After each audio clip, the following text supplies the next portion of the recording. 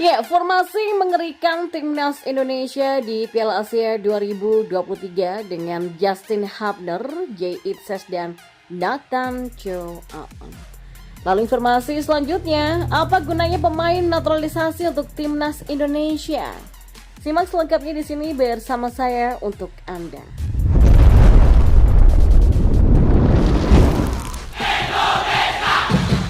Ya, naturalisasi Justin Hubner telah selesai. Kapten Wolverhampton Wanderers U21 ini berpeluang membela timnas Indonesia di Piala Asia 2023. Langkah terakhir dari Justin Hubner adalah memproses perpindahan asosiasi dari Federasi Sepak Bola Belanda atau KNVB ke PSSI sebagai syarat untuk bermain dengan timnas Indonesia.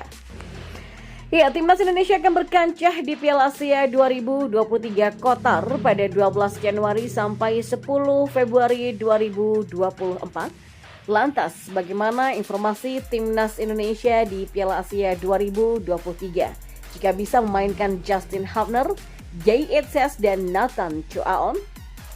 Ya, pelatih timnas Indonesia Sinteyong bisa mematangkan formasi 4-2-3-1 untuk mengakomodasi Justin Hubner, Jay Itzes, dan Nathan Choaon. Di sisi lain sebenarnya kondisi Jay masih tanda tanya. Bek Venezia di Serie B Italia itu sempat mengidap penyakit rombosis vena dengan mikroemboli paru pada akhir Oktober 2023. Namun dari kabar yang terakhir, Jay mulai pulih dari penyakit itu. Tetapi pemain berusia 23 tahun tersebut masih belum bermain lagi untuk Venezia. Jika sudah sembuh, maka Jay bisa menjadi bek tengah timnas Indonesia yang berduet dengan Justin Hubner yang juga berposisi sebagai palang pintu. Ya, sementara Nathan Choaon sesuai dengan posisinya dapat dicoba sebagai bek sayap kiri timnas Indonesia. Untuk itulah Sinteyong harus mengorbankan Sheini Patinama dan Pratama Arham. Posisi bek sayap kanan timnas Indonesia kemungkinan bakal diisi Asnawi Mangku Alam, alih-alih Sandy Walsh, dan nama pertama adalah kapten skuad Garuda dan sudah menjadi langganan Sinteyong dalam beberapa tahun terakhir. Berdasarkan performa dalam pertandingan terakhir, penghuni di bawah Mister Gawang timnas Indonesia dapat menjadi milik Hernando Ari ketimbang Nadeo Argawinata. Lalu kualitas dan pengalaman Jordi Amat terlalu mubazir untuk di bangku cadangkan. Oleh sebab itulah Sinteyong dapat mendorongnya lebih ke depan untuk menjadi gelandang bertahan. Jordi Amat bisa bertandem dengan Ivan Jenner sebagai double pivot timnas Indonesia, asalkan nama terakhir sudah pulih dari cedera yang menggerogotinya selama 2 bulan terakhir.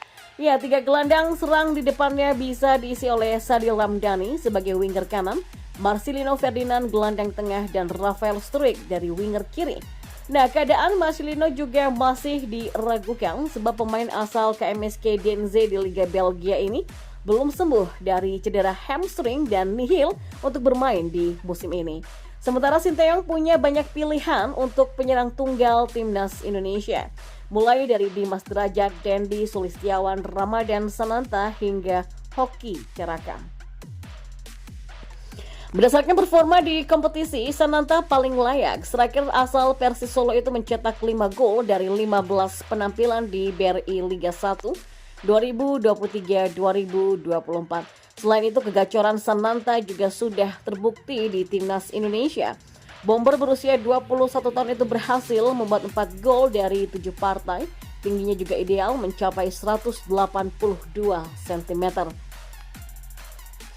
Dan kita beralih ke informasi bola yang lainnya. Ya, tren naturalisasi pemain untuk membela timnas Indonesia kini kembali mengemuka. Lantas apa sih pentingnya kehadiran para pemain naturalisasi tersebut untuk skuad Garuda? Ya, timnas Indonesia baru saja mendapatkan suntikan tenaga baru bernama Justin Hubner. Bek tengah berusia 20 tahun itu baru saja menjalani proses naturalisasi pada Rabu 6 Desember siang tadi. Justin Hubner punya keturunan Indonesia dari orang tuanya, bahkan sang kakek disebut berasal dari Makassar. Nama Hubner sendiri sudah masuk program naturalisasi sejak tahun 2022 lalu. Pemain Wolverhampton ini menambah panjang daftar pemain naturalisasi di timnas Indonesia. Sebelumnya ada Sandy Walsh, Ivan Jenner, Rafael Struijk, dan beberapa pemain lain. Lalu pertanyaannya adalah, naturalisasi untuk apa sebenarnya? Ya, kebijakan naturalisasi pemain untuk timnas Indonesia memang bukan hal yang baru lagi. Tren naturalisasi dimulai pada 2010-an saat Christian Gonzalez mendapatkan status WNI dan menjadi andalan timnas Indonesia. Sejak lama juga sudah muncul pro dan kontra soal kebijakan itu.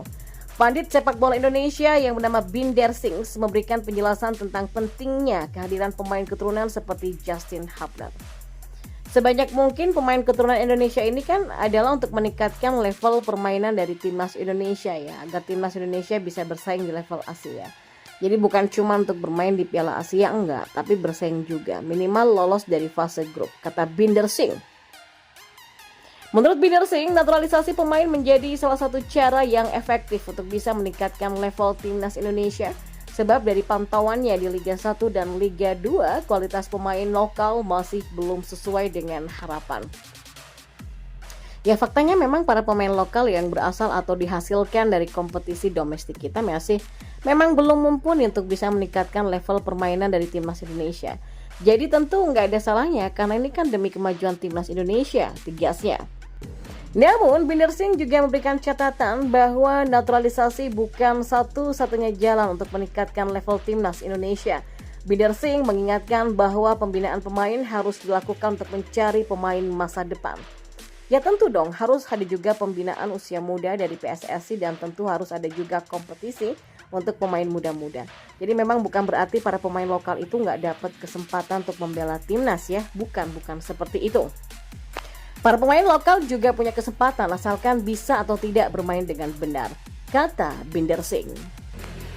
Ya, timnas Indonesia akan berkancah di Piala Asia 2023 Qatar pada 12 Januari sampai 10 Februari 2024.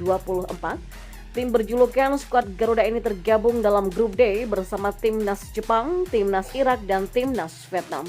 Selain Justin Hubner, timnas Indonesia kemungkinan bisa diperkuat dua pemain keturunan lainnya. Keduanya adalah Jay Itzes dan Nathan Choaon. Namun, naturalisasi Jay Itzes dan Nathan Choaon masih belum tuntas. Keduanya masih menunggu keputusan presiden atau Kepres dan pengambilan sumpah.